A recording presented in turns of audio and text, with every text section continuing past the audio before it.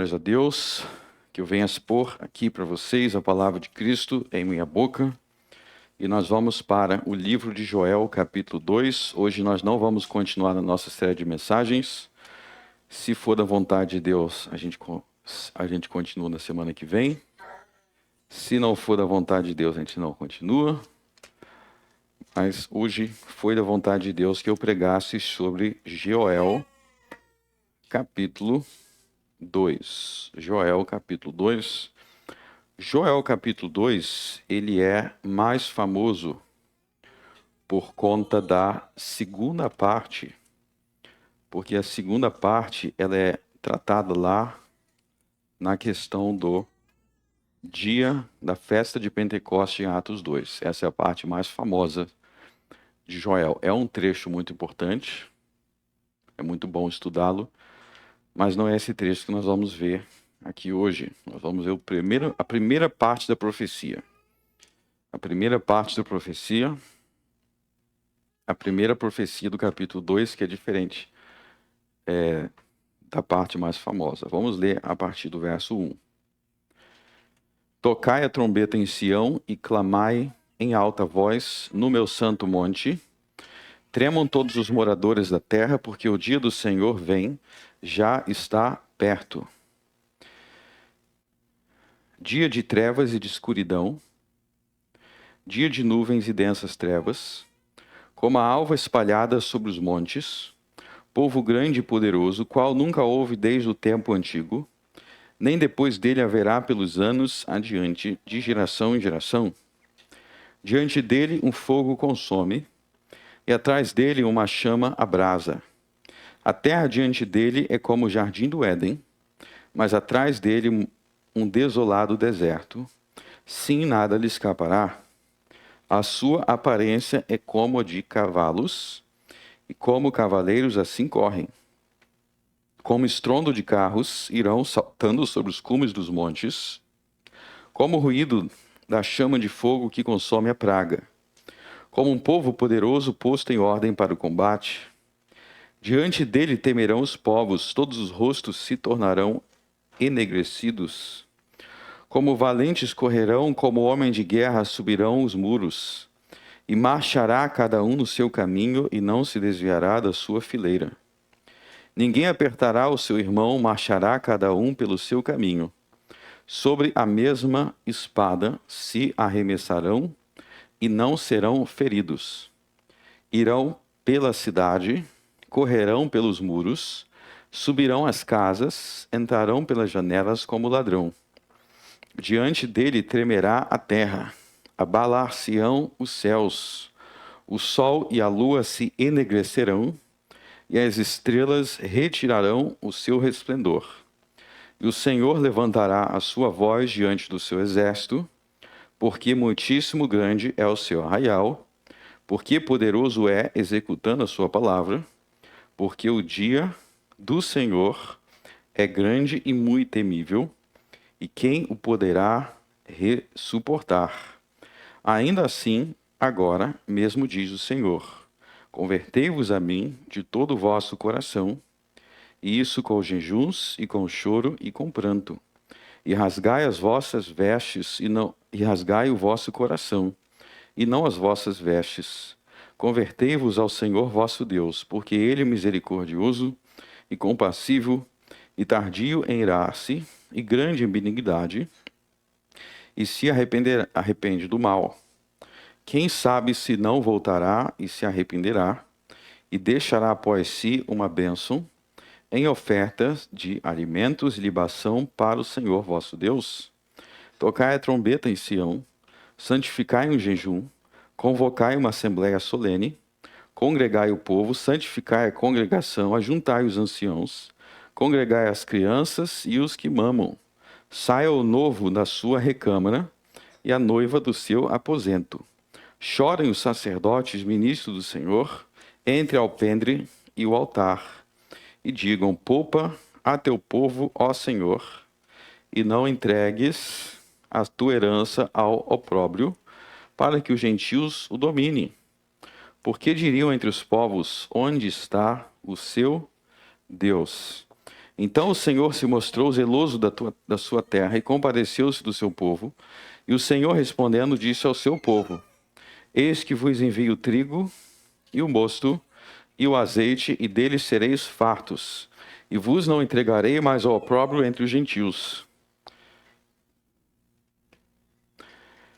Mas removerei para longe de vós o exército do norte, e lançá-lo-ei em uma terra seca e deserta, sua frente para o mar oriental, e a sua retaguarda para o mar ocidental, e subirá o seu mau cheiro, e subirá a sua podridão, porque fez grandes coisas. Não temas, ó terra, regozija-te e alegra-te, porque o Senhor fez grandes coisas. Não temais, animais do campo, porque os pastos do deserto reverterão, porque o alvoredo dará o seu fruto, e vide figueira darão a sua força. E vós, filhos de Sião, regozijai-vos e alegrai-vos no Senhor, vosso Deus, porque ele vos dará em justa medida a chuva temporã. Fará descer a chuva no primeiro mês, a temporã e a serôdia. E as eiras se encherão de trigo, os lagares transbordarão de mosto e de azeite. E restituirei-vos os anos que comeu o gafanhoto, a locusta e o pulgão e a lagarta, o meu grande exército que enviei contra vós, e comerei abundantemente e vos fartareis.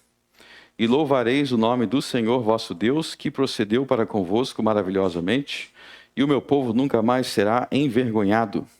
E vós sabereis que eu estou no meio de Israel, e que eu, o Senhor vosso Deus, que eu sou o Senhor vosso Deus, e que não há outro, e o meu povo nunca mais será envergonhado. Deus seja louvado.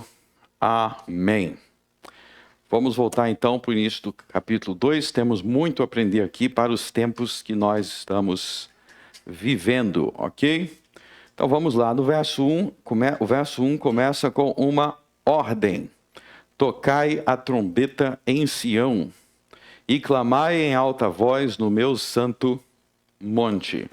O santo monte do Senhor, tantas vezes referidos nos profetas e nos salmos, é a cidade de Jerusalém. A cidade de Jerusalém ficava sobre um monte.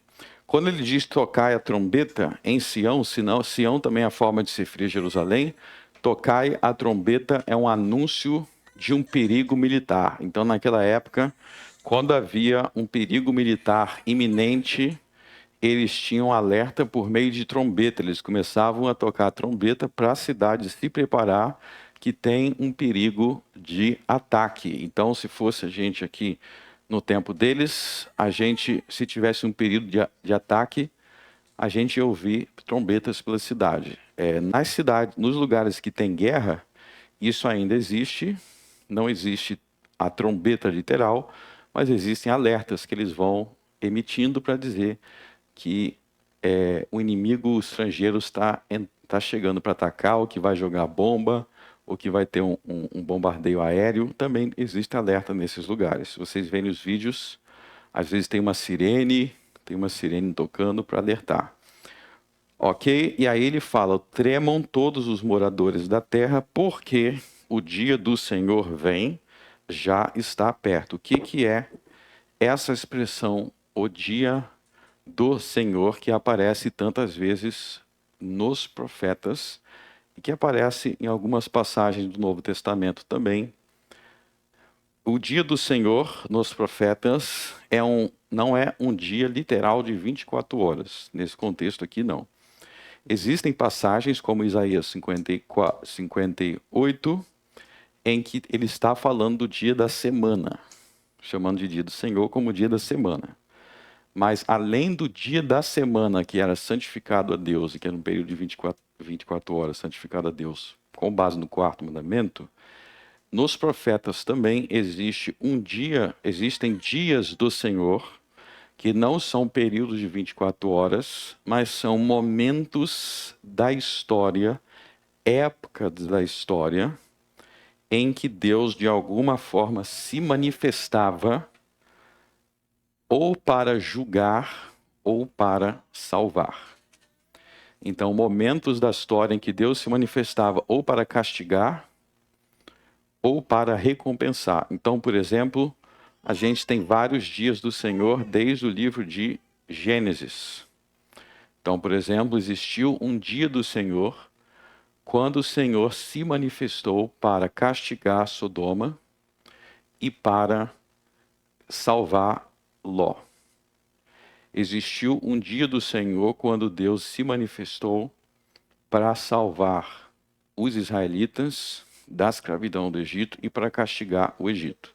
Então, esses períodos na história da Bíblia são momentos que os profetas chamam de dias do Senhor. São momentos na história que Deus intervém de modo claro para trazer ou castigo ou libertação.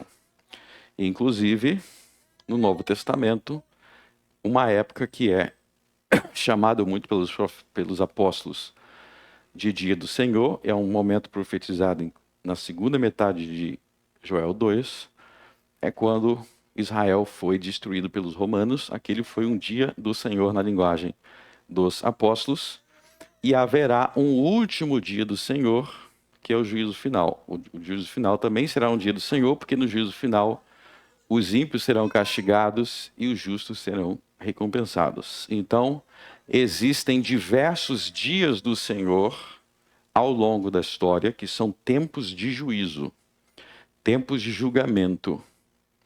E quando a gente fala de julgamento, não pense só no castigo.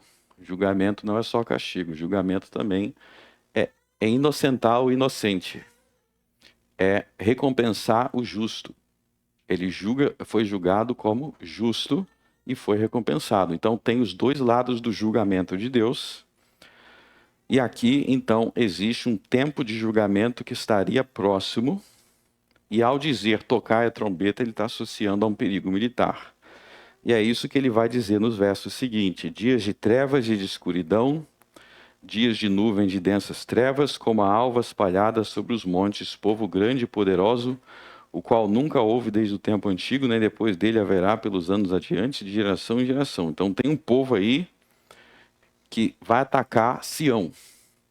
Tem um povo que vai atacar Israel. Não somente uma possibilidade de ataque aí, não só de Israel, mas de outros povos. Ele está falando que é um povo terrível é uma ameaça terrível. E aí presta atenção no final do verso 1. Está vendo que no final do verso 1 ele diz, já está perto. Já está perto. Então, um problema de muita gente que vai ler os profetas é que eles vão pegar o que o profeta diz. Muita gente faz isso. Eles pegam tudo que o profeta diz e jogam para o fim do mundo. Eles não analisam o contexto, a hora, o lugar. Então, se Joel está dizendo que já está perto, quer dizer que essa ameaça aqui, esse exército, esse povo, estava perto de Joel. Iria acontecer aquela guerra dentro do período de tempo perto de Joel. Então não é algo sobre o fim do mundo. Vamos continuar. Quando ele diz aqui, diante dele um fogo consome, e atrás dele uma chama abrasa, a terra diante dele é como o jardim do Éden, mas atrás dele um desolado deserto. O que quer dizer isso? Quem é ele aí? Ele é esse povo, ele é esse exército, e ele está descrevendo no verso 3 o quanto que esse exército era terrível. Porque por onde ele passa, essa é a ideia do verso 3, por onde ele passa, se tiver o jardim do Éden, depois que ele passar, vai virar um deserto. Então o que quer dizer isso? Quer dizer que é um exército muito destruidor. Que até se tivesse o jardim do Éden aí, depois que ele guerreou, vira tudo um deserto. Então ele tem destruição atrás dele, à frente dele, na frente dele. Se tiver tudo lindo na frente dele, depois que ele passar atrás dele, depois que ele passar atrás dele, vai ser tudo destruído. Essa é a ideia. Verso 4, ele vai falar dos cavalos e dos cavaleiros. Verso 5, o estrondo de carros. Então, carros aí nessa época aí, obviamente, são carruagens, tá bom? Eu já vi algumas pessoas assim que eles pegam a palavra carro e falam assim, ó, tá vendo? Tá falando sobre o futuro, porque naquela época não tinha carro. Tá carro aqui. Tinha carro sim, só que não era carro com motor. Era carruagem, mas ele era chamado de carro. Ok? E aí ele vai... você vê que todos esses versos aí, ele está descrevendo esse exército. Verso 6, ele vai falar: diante dele temerão os povos. Então ele vai para destruir vários povos, várias nações a serem destruídas. Verso 7, como valentes correrão, como homens de guerra subirão os seus muros. E aí vai descrevendo. Então, qual o objetivo do cenário? Qual o objetivo do cenário? É apresentar aquele exército como algo muito assustador, como algo que seria uma ameaça muito assustadora, e o povo tinha que ficar com medo. O povo tinha que temer. Agora, vamos analisar um detalhe aí. Eu quero mostrar a partir do verso 10. Depois de apresentar o exército, ele fala assim: diante dele tremerá a terra e abalar-se-ão os céus. O sol, a lua se enegrecerão e as estrelas retirarão o seu esplendor. Então ele está falando de um escurecimento do sol. Se vocês lembrarem, isso aconteceu várias vezes ao longo da história do Velho Testamento. Se vocês lembrarem, quando chegou o dia do Senhor contra o Egito, vocês lembram do dia do Senhor contra o Egito, onde Israel foi liberto da escravidão? O dia do Senhor contra o Egito teve 3 dias, o sol, a lua e as estrelas sem luz, porque foi 3 dias de trevas na terra. Então, é parecido com isso daí. Então, nesses momentos em que Deus se manifestava para julgar, às vezes ocorriam muitas trevas, aconteciam coisas assim. E aí que o ponto que eu quero chamar, a pergunta que eu quero fazer aqui para vocês é: espera aí, é o exército deste povo terrível que está atacando, que vai atacar os povos e que vai querer atacar Israel? Ou é o Senhor que está ameaçando castigar esses povos ou Israel? Qual dos dois é? Então tenta se responder aí na sua cabeça. Como que você explica isso? Porque ele está, ao mesmo tempo ele está descrevendo o exército, ao mesmo tempo que ele diz o exército que vai fazer isso, que é terrível, que é isso, aquilo, ao mesmo tempo ele diz que é o Senhor castigando, que é um castigo do Senhor. Então, é um castigo do Senhor, ou é aquele país, aquele reino, aquele exército atacando, e aí não tem nada a ver com o Senhor? Qual dos dois é? Eu estou fazendo pergunta, respondam em sua mente, e depois nós vamos ver juntos a resposta. Porque ele diz, inclusive, no verso 8, e o Senhor levantará a sua voz diante do seu exército. Então ele fala de um envolvimento do Senhor nesta guerra. E a gente pode lembrar várias outras passagens bíblicas que é assim. Por exemplo, quando a gente lê sobre a guerra da Babilônia, no tempo de Jeremias, a guerra da Babilônia contra Jerusalém. Espera aí, a gente lê os textos, a gente tem que se perguntar: é a Babilônia lutando contra Jerusalém? Ou é o Senhor lutando contra Jerusalém? Porque tem hora que Deus fala que é Ele lutando contra Jerusalém. Ele fala: eu vou guerrear contra Jerusalém.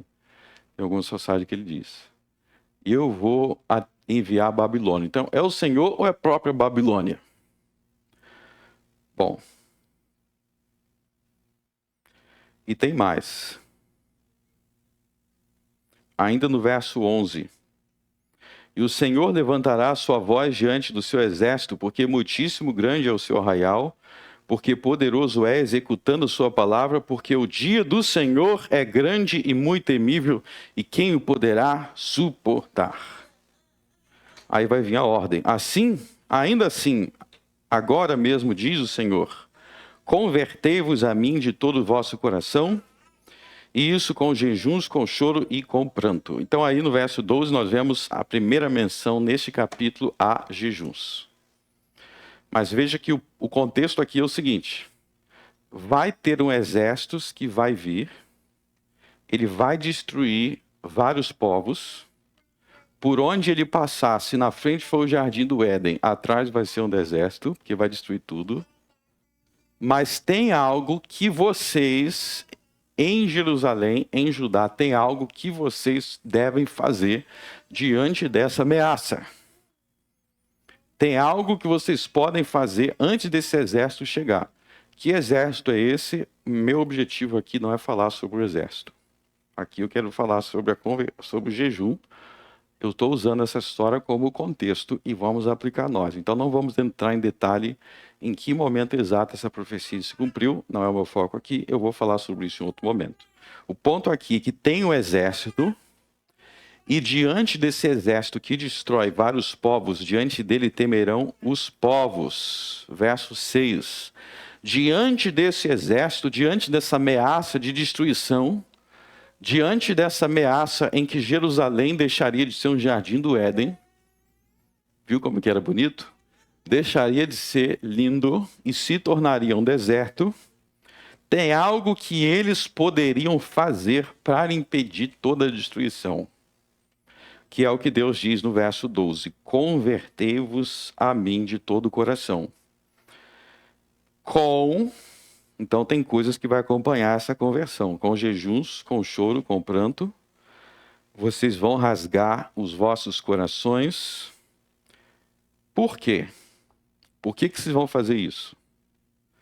Porque Ele, o Senhor, é misericordioso, Ele é compassivo, Ele é tardio em irar-se. O que é tardio em irar-se? Que Deus demora para castigar. Demora, se a gente for pegar a culpa que o homem tem, a gente vai pensar, deveria ter castigado antes. Mas Deus ainda dá um tempo, Ele é tardio em irar-se, é grande em benignidade, Deus é muito bom, e Ele se arrepende do mal. Deus se arrepende do mal. O que quer dizer essa expressão que aparece em várias passagens da Bíblia, que Deus se arrepende do mal? Deus se arrepende do mal, a palavra mal aí, não tem o mesmo sentido que quando a gente fala assim, eu me arrependi do meu pecado. Então, a palavra mal aí não se refere a pecado. A palavra mal aí se refere ao castigo que Deus disse que ele poderia trazer. Então, eu vou dar um exemplo aqui. Você vira, quem é pai aí, você vira para o seu filho, você fala assim, ó, se você tirar nota 0 de novo, eu vou remover o seu celular e o seu computador. Tá? Se você tirar nota 0 mais uma vez, você vai ficar sem seu celular, sem computador. Já aconteceu isso com você, Nicolas? Ah, tá. Então você não tira 0 não, né? Nem na aula de inglês. Tá certo. Então, o que o pai está fazendo? Ele está ameaçando de um mal que ele vai trazer contra o filho. Só que a palavra mal aqui não é mal no sentido de pecado. É um mal no sentido de uma tragédia, um castigo que o pai está dizendo que vai trazer. Eu vou tirar teu celular, um castigo. Ok? Então, aí vamos dizer que na próxima prova ele tinha tirado 0, né? Só que na próxima prova ele ficou preocupado em meu computadorzinho, não quero perder. Então na próxima ele tira 10. Aí agora que ele tira 10, aquele mal, aquele castigo que o pai disse que iria trazer, se ele tivesse 10 de novo, 0 de novo, ele está dizendo que ele deixa de trazer. Então, nesse sentido, ele arrependeu-se do mal. Ele arrepender aqui tem o sentido de voltar atrás. Então, o arrepender aqui não é uma mudança no pai, mas é uma mudança no mal, no castigo que ele disse que ia trazer. Porque ele falou que se tirasse 0, ia tirar o computador. Mas ele tirou 0? Não. Então, ele não tira o computador. Ele fala, poxa, você tirou 10? Então, em vez de tirar o computador, eu vou comprar um presente para você. ok? Ele dá um presente. Tá bom? Então, quando a Bíblia fala que Deus arrepende-se do mal, isso não indica uma mudança no próprio Deus, mas é uma mudança, tem uma mudança. Mas não é no caráter de Deus, não quer dizer que Deus estava pecando e agora ele se arrependeu. Quer dizer que ele disse que ia te destruir, por causa dos seus pecados, ele ia te destruir. Como você se arrependeu do seu pecado, ele mudou aquele castigo, porque aquele castigo estava condicionado ao seu pecado. Isso faz parte da mensagem. É igual estar condicionado ao seu zero tirar o celular.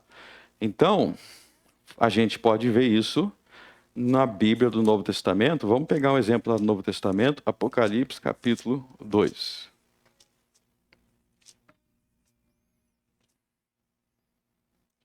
Apocalipse, capítulo 2.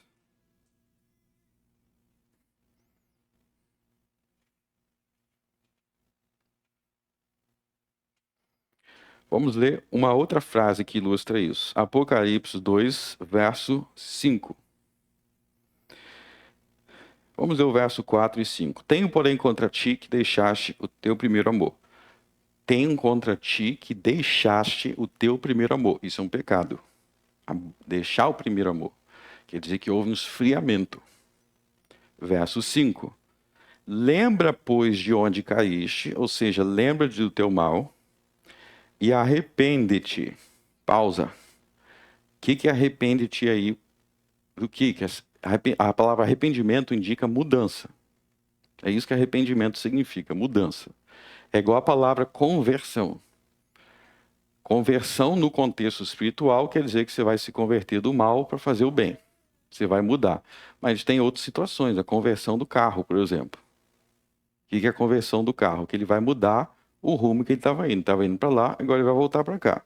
Então essa é a ideia da palavra arrependimento. Arrepende e pratica as primeiras obras, quando não, brevemente a ti virei e tirarei do seu lugar o teu castiçal, se não te arrependeres. Então existe um mal aí que Jesus está dizendo que ele vai trazer. Ele vai remover o castiçal daquela igreja, a luz daquela igreja. Aquela igreja vai ser removida. Mas veja que é algo condicional. É uma ameaça condicional. Qual é a condição para Jesus remover o castiçal? Se, tá vendo? Se não te arrependeres. Então, se eles não abandonassem aquele pecado, aquela frieza, Jesus ia vir, ele está dizendo, eu vou vir em breve.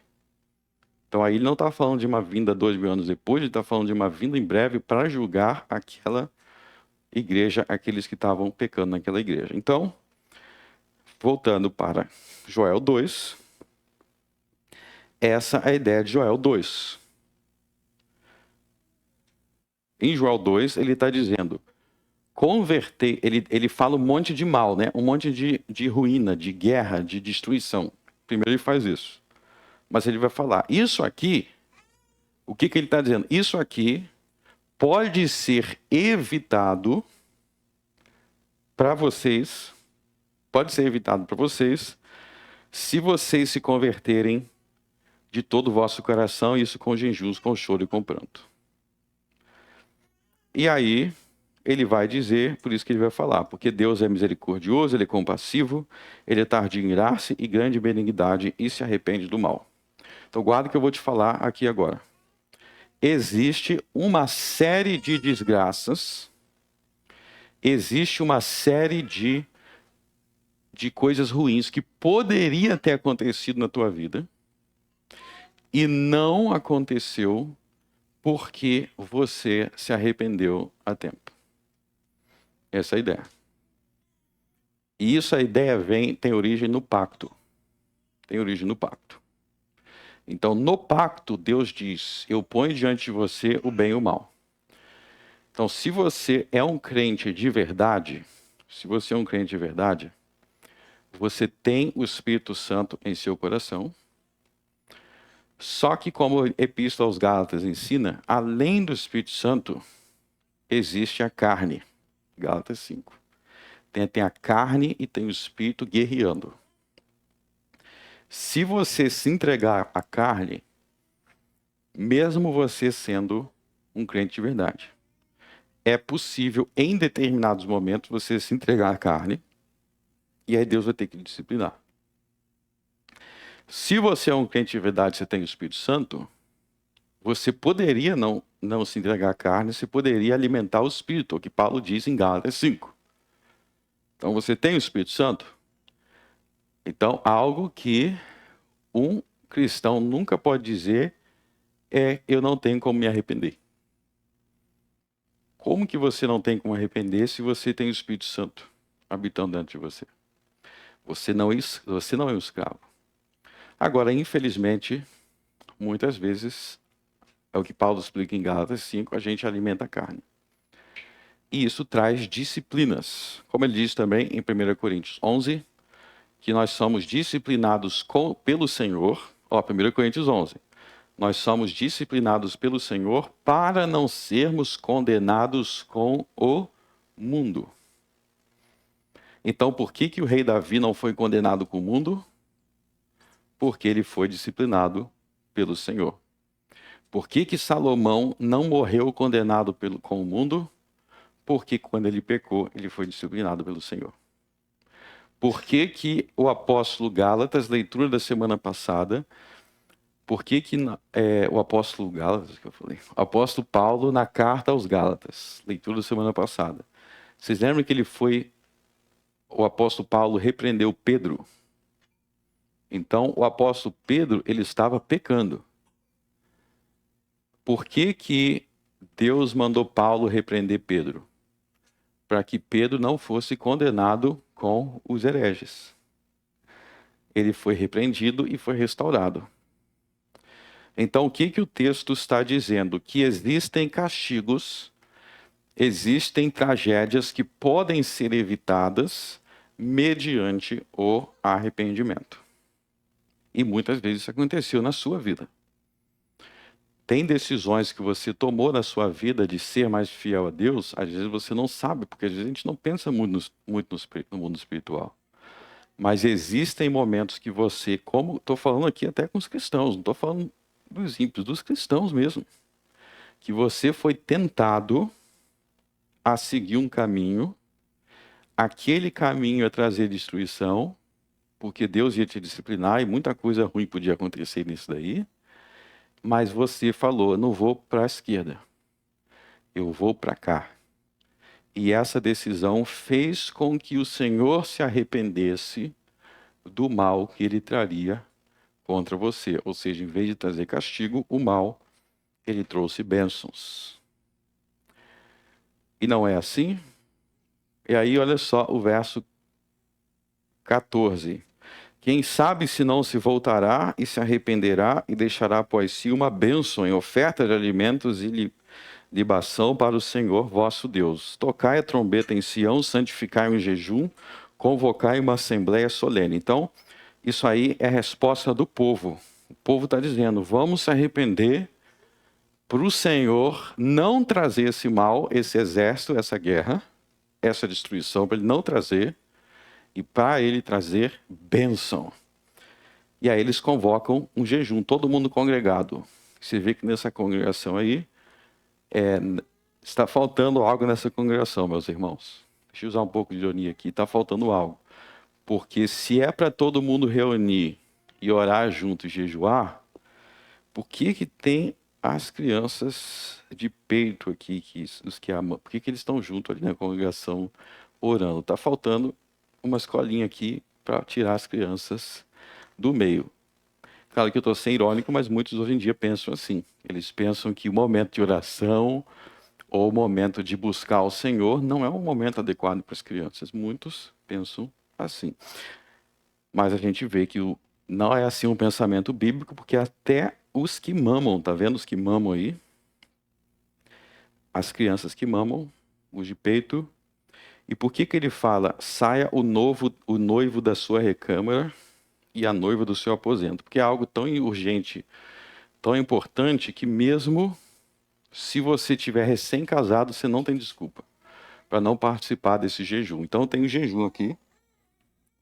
Então você vê que o jejum nesse texto é apresentado como algo apropriado, algo que é apropriado para o povo fazer em um momento de grande tragédia, ok? Então nós temos aqui um momento de grande tragédia e ele está dizendo que o povo precisa, tem algum noivo aí na lua de mel? Saia e vamos buscar o Senhor. Traga todo mundo tem que buscar o Senhor, porque se a gente buscar, se a gente se arrepender, a gente pode evitar essa tragédia. E é o pedido do verso 17, chora o sacerdote ministro do Senhor, entre o alpendre e o altar. O que é entre o alpendre e o altar? É o lugar do templo. Tá? Então o sacerdote ele estaria no templo de Jerusalém, buscando ao Senhor. E digam, o que os sacerdotes eram os líderes do povo. Eram os pastores de Israel, eram os líderes espirituais. Então havia uma responsabilidade do sacerdote interceder pelo povo e pedir a Deus: poupa a teu povo, ó Senhor. Então ele está pedindo para aquele mal não acontecer.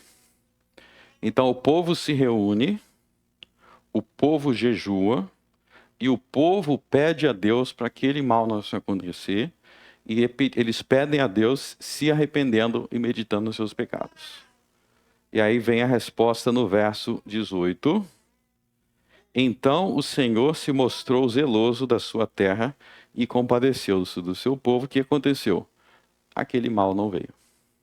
Então a oração foi atendida. Israel não foi destruído por esse exército. E é aí que entra, eu vou fazer um parênteses aqui de um ponto anterior. Que exército é esse? Muitos teólogos têm dúvidas, tá, de qual povo é esse, porque essa guerra aqui, essa destruição de Israel nunca aconteceu.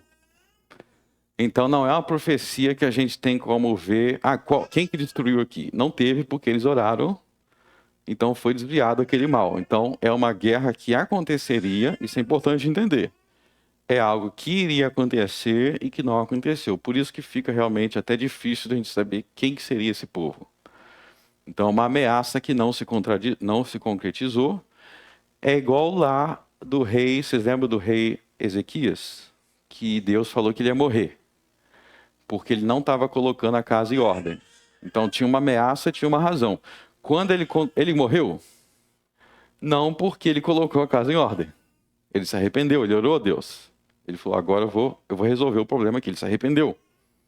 Então ele não morreu. Ou seja, aquele enterro, que ia acontecer o enterro, né? Não aconteceu. Assim também, essa destruição de Jerusalém não aconteceu. Por isso que alguns intérpretes às vezes têm dificuldade de saber quem que seria. Quem que seria, ou qual seria esse povo aqui. Existem diversas posições. Eu tenho a minha posição, mas eu não vou me aprofundar nisso agora. Mas o ponto é que existe uma bênção para o povo. Deus atende o clamor dele porque eles oram, porque eles jejuam e porque eles se arrependem. 3 elementos: oram, jejuam, se arrependem. E aí, antes de continuar, eu vou falar aí sobre a bênção, mas antes de continuar falando sobre a bênção, eu quero responder a pergunta que eu levantei aqui antes. Eu levantei a pergunta aqui antes e agora eu vou responder. Bom, a gente sabe que tinha uma ameaça que iria se concretizar se não houvesse arrependimento. Essa ameaça que iria se concretizar se não houvesse arrependimento era uma ameaça de uma guerra. E aí, novamente, eu refaço a pergunta. Essa guerra era os inimigos atacando ou era Deus atacando? Qual dos dois? Vamos responder. Era os dois. Então, Deus era a causa primária da destruição. A Bíblia fala de causa primária e causa secundária. A causa primária de tudo que acontece é Deus. A causa primária de tudo que acontece é Deus.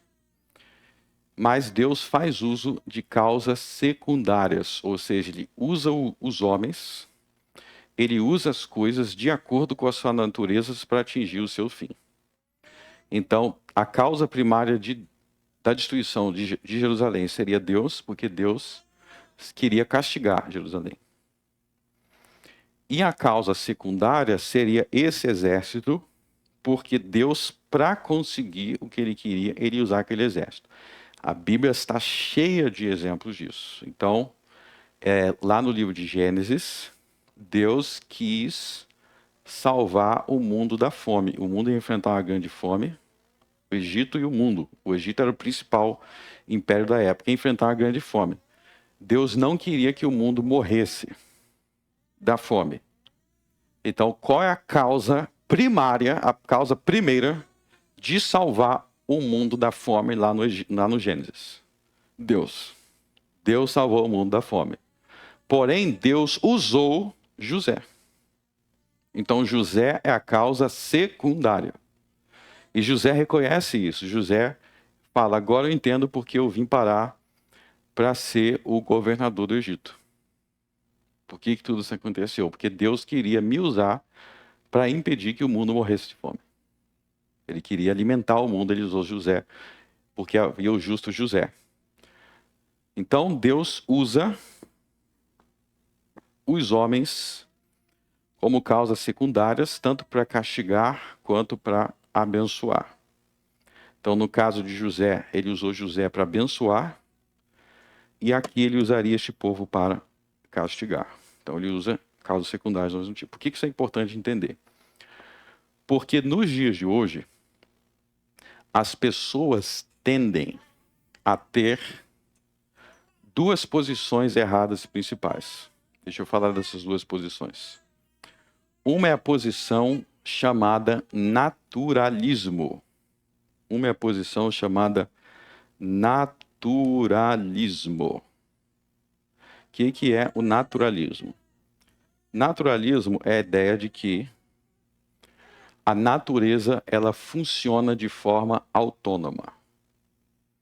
Então, vou fazer duas perguntas aqui para vocês e vocês vão ver se vocês vão responder certo ou errado.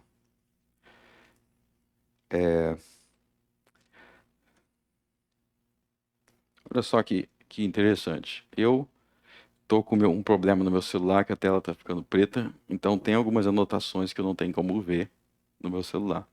Mas eu acabei de encontrar, pela graça de Deus, a passagem bíblica que eu queria. Abro em Jeremias capítulo 15. Eu não lembrava que era 15, eu fui passando e eu vi. Estava anotado, Deus me lembrou. Jeremias 15. Bom, Jeremias vai fazer duas perguntas que a gente vai refletir sobre elas. Só para avisar, a gente vai demorar mais porque a gente atrasou hoje. E como vocês não vão almoçar, tem alguém aqui que não vai jejuar hoje? Levanta a mão, por favor, que não vai fazer o jejum. Levanta a mão. Minha esposa, você vai participar? Você não está mais amamentando, né? Eu fiquei achando que as mulheres que amamentam, eu pensei em você, mas que bom que vai participar. Bom, espero que todos que possam participem, mas tem algumas coisas aqui que eu quero que vocês reflitam durante esse jejum, para a gente fazer um jejum correto, orar da forma correta hoje. Então, Jeremias 15, abriram aí? Tá. Antes da gente ler, vou fazer a pergunta aqui, você está falando naturalismo, né? O que é o naturalismo? Antes de a gente falar do naturalismo, vamos falar de algo anterior. Vou fazer a pergunta. Vocês acreditam que existem deuses, que existem os deuses que controlam a natureza? Sim ou não? Não, graças a Deus. Bom, no Brasil tem quem acredite, né? Então vamos ler a primeira pergunta de Jeremias 14. Eu falei 15, é 14. Jeremias 14, 22. Só a primeira pergunta vamos ler juntos. Porventura, há entre as vaidades dos gentios alguém que faça chover? Para aí, só a primeira pergunta. Então, essa é a primeira pergunta aí. A vaidade dos gentios está se perguntando sobre os deuses dos gentios. Ele está perguntando, entre esses deuses que as nações, os gentios acreditam, Baal, Moloque, tal, tem algum que faça chover? Qual é a sua resposta? Não. Não, muito bem, Joaninha. Agora tem uma segunda pergunta, que muitos cristãos vão responder sim, mas a resposta também é não. Vamos ler a segunda pergunta junto. Ou podem os céus dar chuvas? Então, veja que isso aí é uma segunda pergunta. Não é a mesma pergunta da primeira.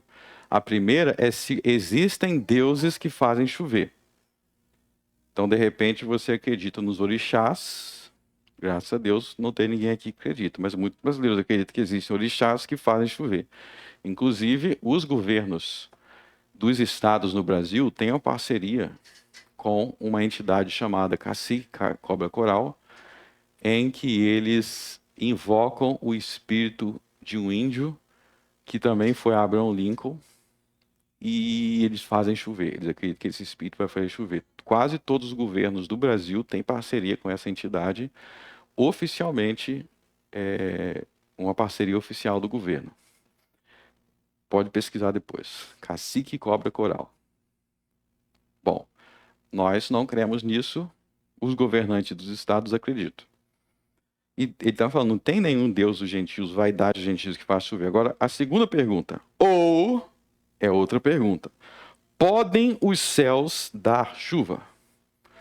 Qual é essa pergunta? Podem os céus dar chuva? Quer dizer, os céus, a natureza, tem a capacidade de fazer chover sozinha.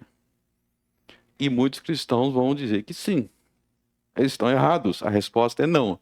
Não existe uma lei inerente na natureza que faz chover. Aí você fala, mas eu observo. Tem a água que evapora, depois forma as nuvens, papapá. Sim, você está observando. E é assim que a natureza funciona. Mas a natureza funciona assim, não por um poder próprio, mas porque Deus, em sua providência, faz com que o mundo funcione assim. Quer ver outros exemplos? Existe um poder próprio da natureza, um poder próprio da natureza, que faz o sol nascer todos os dias, que faz a terra girar. Jesus diz que não, porque em Mateus 5, Jesus diz que Deus faz o sol nascer, e inclusive em Mateus 5, Jesus diz que Deus faz a chuva. Deus faz chover. Ou seja, todas as coisas na natureza funcionam da forma que funcionam, porque Deus faz funcionar. Deus faz funcionar. Então, você não pode dizer nem que existem deuses que fazem chover. Qual o nome desse erro? O nome desse erro é paganismo. Então, repitam aqui comigo. Paganismo é acreditar em deuses. Mas o segundo erro é um erro moderno que se chama naturalismo, que é acreditar, eles não acreditam em deuses, mas acreditam que a natureza tem um poder próprio à parte de Deus. Então, os naturalistas, o que eles diriam, por exemplo, sobre a chuva? Eles diriam, não é Deus que enviou essa chuva. Não é Deus quem enviou essa chuva, ela veio por conta própria. A natureza, ela tem um funcionamento próprio e Deus não tem nada a ver com isso. Ela funciona sozinha, subiu a neblina, subiu o vapor e voltou, aí teve a nuvem e ela funciona sozinha. Isso se chama naturalismo, que é uma heresia. É crer que a natureza funciona sozinha. A Bíblia não ensina que a natureza funciona sozinha. Eu quero só mostrar, eu citei Mateus 5, né, que Jesus fala, faz o sol nascer, faz a chuva. Mateus 10.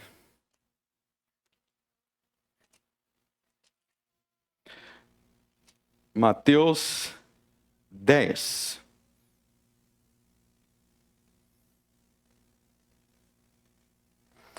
Mateus 10, 29. Não se vendem 2 passarinhos por um asse, e nenhum deles cairá em terra, sem a vontade do vosso Pai. Então, assim como não é possível a natureza chover sozinho, assim como não é possível nasceu o sol sozinho. O sol ele não fica no espaço sozinho. Existe o poder de Deus que mantém as estrelas, que mantém o sol, que mantém a terra funcionando. É uma providência contínua de Deus mantendo todas as coisas em funcionamento. Da mesma forma, até para o pássaro morrer, tá vendo aí? Até para o pássaro morrer, cair em terra quer dizer que ele morreu. Deus precisa querer que ele morra. Deus precisa querer que ele morra. Então nem o pássaro, você vai falar, não, o pássaro morre porque ele atingiu uma certa idade, porque ele recebeu um tiro, algum caçador. Todas essas coisas são as causas secundárias. Existe a causa primária que é Deus. Pois bem, então eu já condenei 2 erros aí. Qual o primeiro erro que eu condenei? Paganismo. O segundo, naturalismo. O que é paganismo? Acreditar que quem controla são os deuses. O que é naturalismo? Acreditar que quem controla é a própria natureza, tem um poder inerente na natureza que funciona sozinho, logo não precisa Deus estar envolvido. Agora eu vou falar do terceiro erro. Esse é mais comum ainda. Esse aqui é mais comum. Ok? O nome deste erro que eu vou falar agora existia uma corrente da história da igreja que trabalhava muito isso, que eram os pelagianos. Importante aqui não é o nome, mas os pelagianos era um grupo que existiu na história da igreja, e a tese é o seguinte, em relação à providência de Deus. Deus, ele até tem controle sobre a natureza, ou seja, eles não eram pagãos, eles vão dizer que Deus controla a natureza, mas tem uma outra esfera que Deus não tem controle sobre, que é a esfera do homem.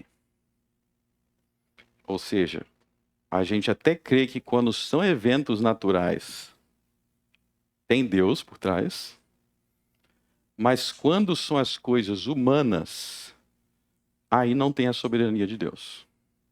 Por quê? Porque os homens, eles fazem o que querem. Então, quando eles iriam analisar algo humano, eles diriam, não, aí não entra nada sobre o controle divino. Qual é o problema com essa ideia? Nós já acabamos de ver lá em Joel. Porque veja bem, se o exército fosse atacar Israel, a razão para aquele exército atacar Israel era porque Deus queria castigar Israel. Logo, as decisões daquele exército, o ataque daquele exército não era algo separado por Deus, mas Deus usaria aquele exército para castigar Israel. Ou seja, havia o castigo de Deus por trás das decisões do povo que atacaria. Tanto que quando aquele exército não atacou Israel, qual foi o motivo? Porque Deus não quis que atacasse, mas porque Israel se arrependeu. Como que o homem moderno vai pensar? Como que o pelagiano e o homem moderno pensam? Ele vai falar, não é Deus quem está atacando, porque isso é coisa do homem, é o homem que está atacando, é aquele exército que está atacando. Não, mas se fosse só coisa do homem, se não fosse coisa de Deus, usando a maldade humana para castigar, por que na hora que eles se arrependeram, o exército não atacou? Se Deus não tem controle para impedir a maldade humana, por que na hora que Deus quis que não atacasse, não atacou? Por que Deus tem poder para parar? Vamos fazer outra pergunta? Jeremias vai profetizar sobre Nabucodonosor. Nabucodonosor atacou Jerusalém, sim ou não? Sim. Ele atacou Jerusalém por ser mal? Sim. Só que, se você falar que Deus não tem nada com isso, você vai contradizer Daniel. Porque no dia que Deus quis que Nabucodonosor ficasse doido, Nabucodonosor ficou doido, Daniel 3. Na verdade, Daniel 4. Ele ficou doido e acabou o reino dele, parou de reinar. Se Deus quisesse que Nabucodonosor não atacasse Jerusalém, ele poderia endoidar Nabucodonosor antes de atacar Jerusalém e acabar o ataque. Era só matar Nabucodonosor antes. A pergunta é, por que que Deus não matou e nem endoidou Nabucodonosor antes dele atacar Jerusalém? Por quê? Jeremias diz por quê. Porque Jerusalém era perverso e Deus queria castigar Jerusalém por meio de Nabucodonosor. Então, a hora que Deus quiser parar, para. Estou vendo o sol lá atrás.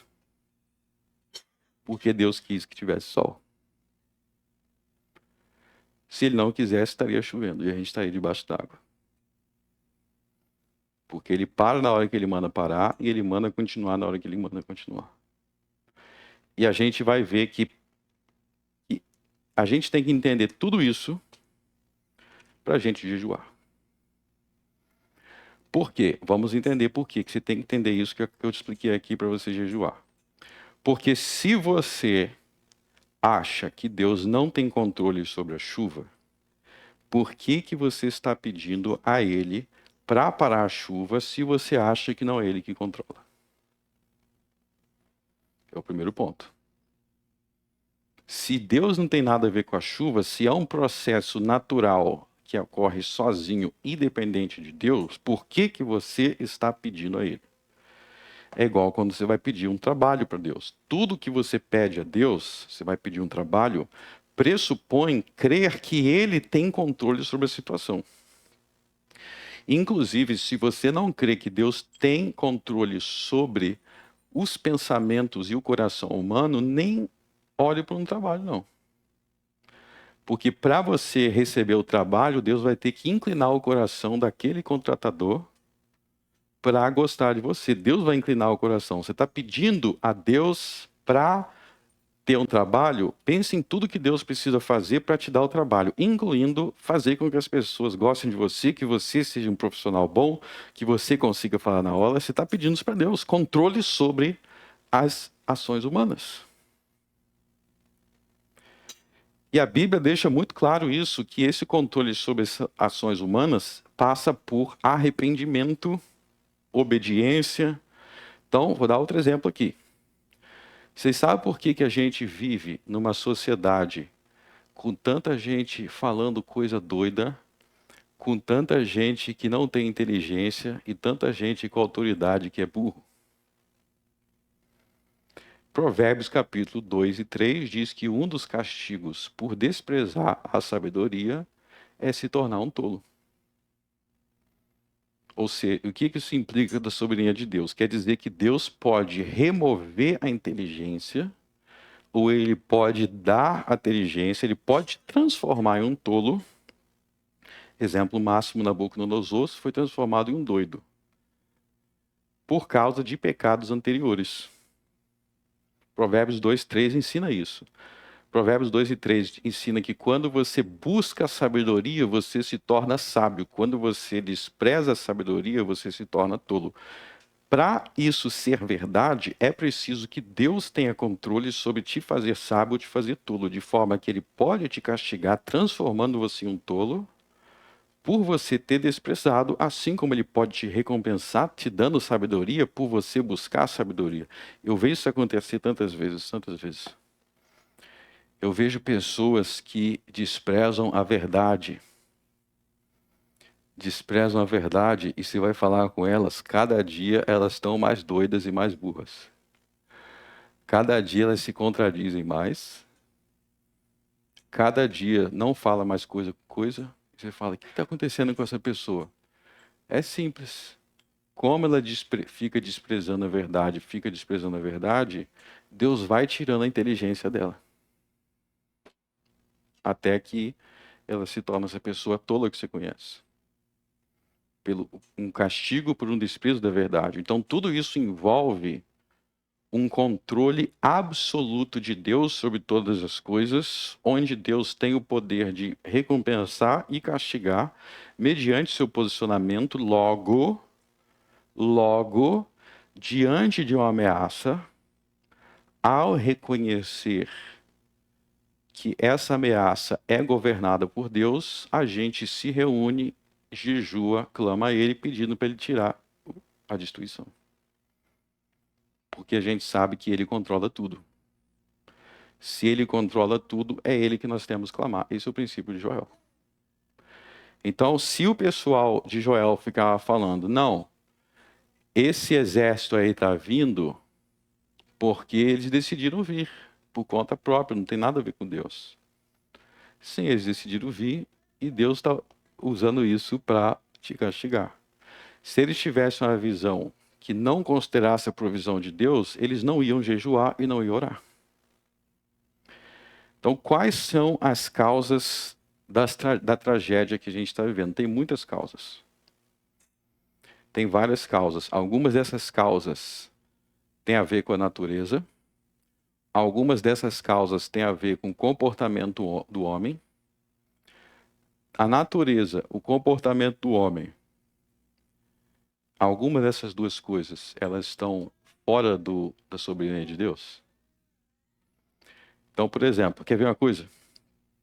Tem várias coisas que poderiam ser feitas antes para impedir algumas consequências agora. Ok?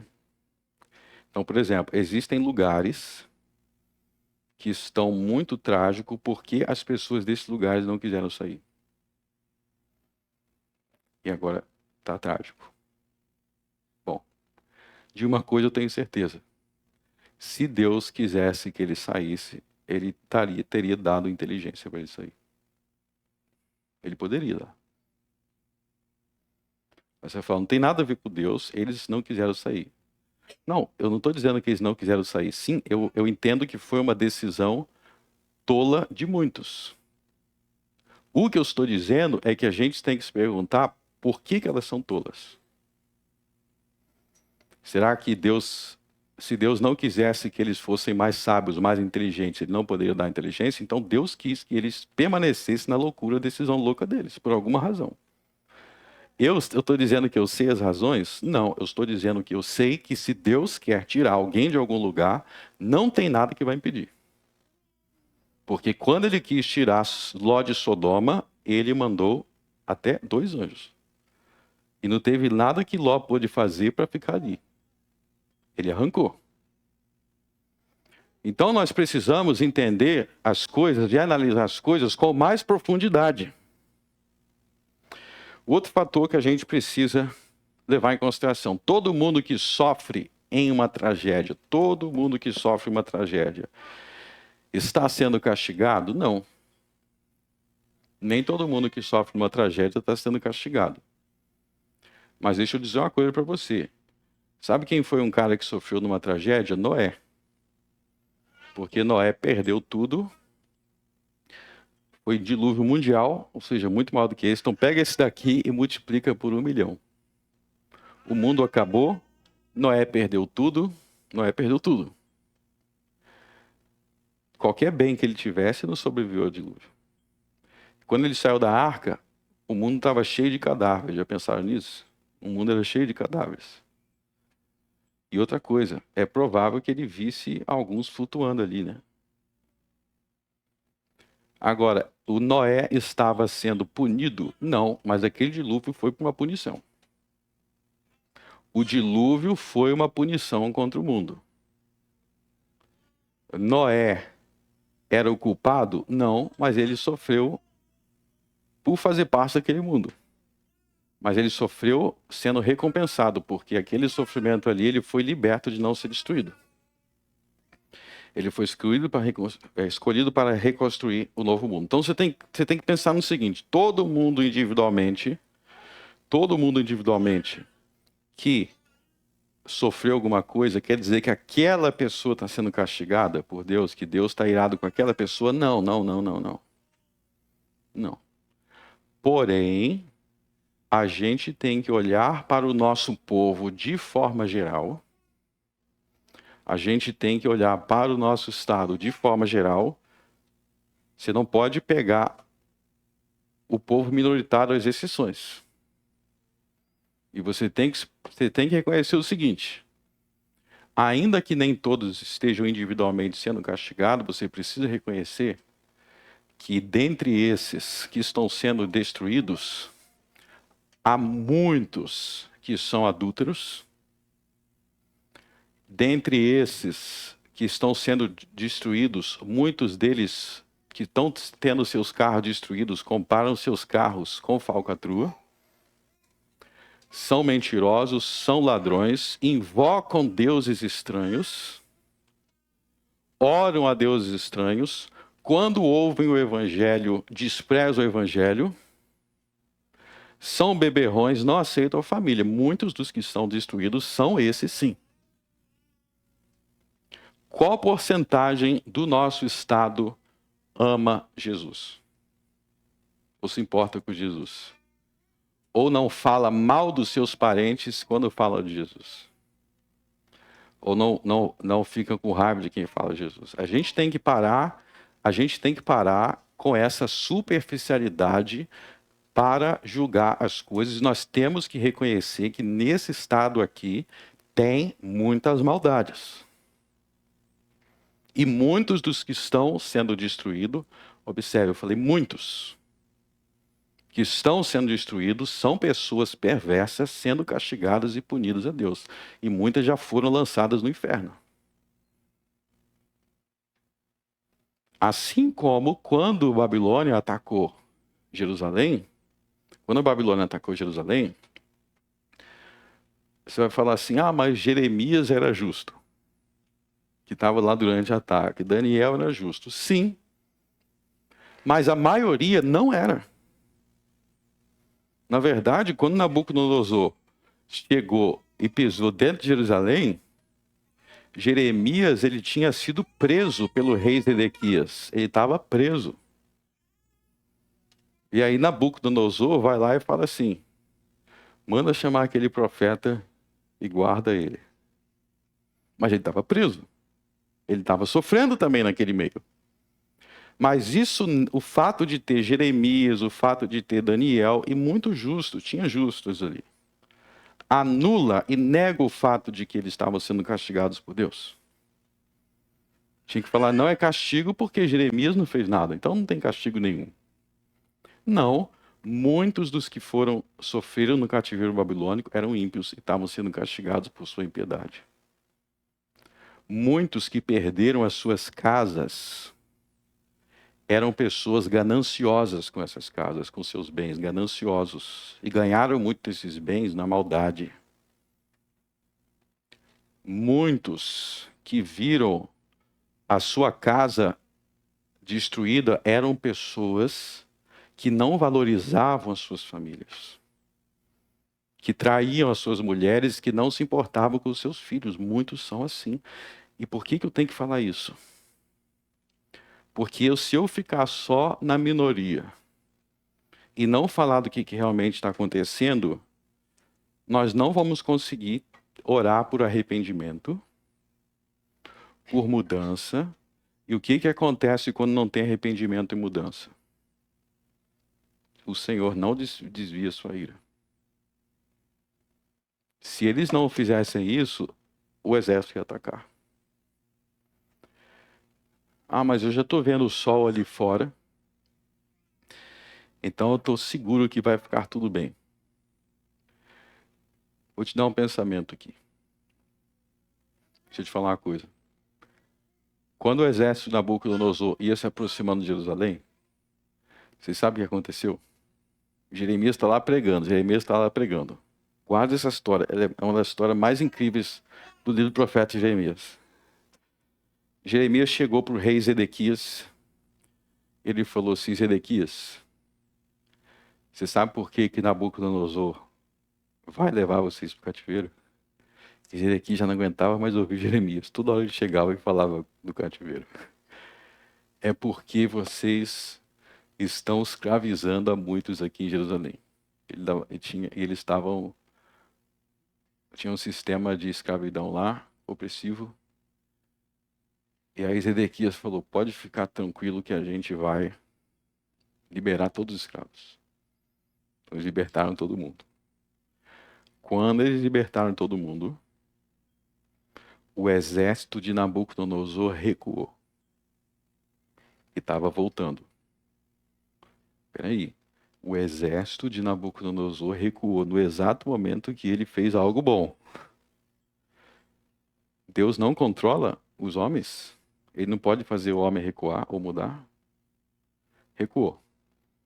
Aí Zedequias falou assim, ufa, Nabucodonosor está embora, não pode ir lá buscar, vocês que tinham todos esses escravos aí, pode buscar de volta.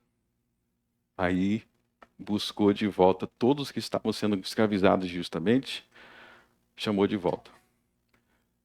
Sabe quem apareceu de novo? Jeremias. Ele falou, agora que vocês buscou os escravos, eu, Senhor, vou trazer Nabucodonosor de volta. E Nabucodonosor voltou e destruiu tudo. Isso foi a última vez. Ele voltou e destruiu tudo. Vocês estão vendo aquele sol ali? Agradeça a Deus. Mas se ele quiser que volte a chover agora, destrua tudo de novo, ele faz. Ele pode fazer. Por quê? Porque você tem que parar de confiar no naturalismo. Você tem que parar de achar que aquele sol ali é sozinho que ele surge. Vocês têm que crer que é Deus quem dá e Deus pode tirar. Por isso, o que a gente tem que fazer? Se posicionar. Se posicionar.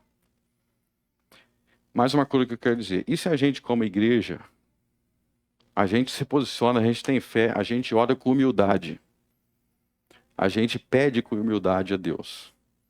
Mas se 99% do Estado começar a blasfemar contra Deus, como eu vi notícias em Canoas. Eu vi notícias em Canoas que eles estavam aproveitando o povo, aquela situação toda, para assaltar. Tinha assaltante roubando barco de resgate sendo roubado.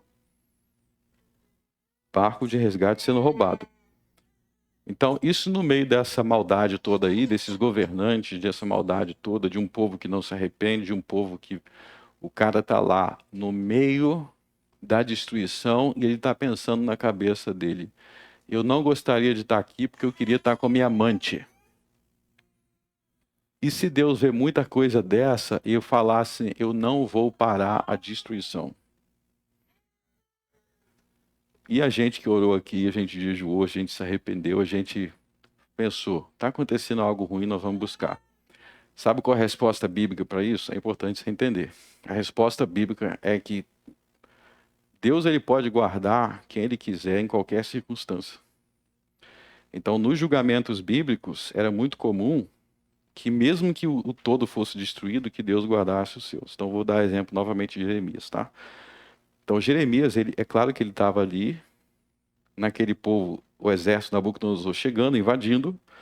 Jeremias, infelizmente, ele passou por coisas ruins. Porém, mesmo passando por algumas coisas, Deus guardou ele. E quando Nabucodonosor chegou em Jerusalém, eu acabei de falar, Nabucodonosor falou, ó, antes a gente destruir tudo aqui, atacar tudo, vocês têm que ir até aquele Jeremias e você vai, falou pro guarda dele, você vai proteger ele. Para ele não morrer na guerra e para ele ficar bem. Então, mesmo na destruição do todo, se tiver a destruição do todo, Deus olha para os seus que permaneceram fiel e muitas vezes ele abençoa aquele. Então, Noé também. Noé foi abençoado no meio do dilúvio. Teve respingo, mas ele foi guardado. Então, nós temos que interceder por nosso Estado, nós temos que pedir para o nosso Estado, mas temos que entender que mesmo que muitos não se posicionem, eu tenho que saber, pelo menos eu fiz a minha parte. Pelo menos eu orei pelas pessoas, eu analisei a minha vida, eu me arrependi dos meus pecados. Agora, se realmente todo mundo vai ficar rebelde, aí já não é mais comigo. Mas uma coisa eu sei, que Deus vai lembrar que eu fazia parte dos 5%.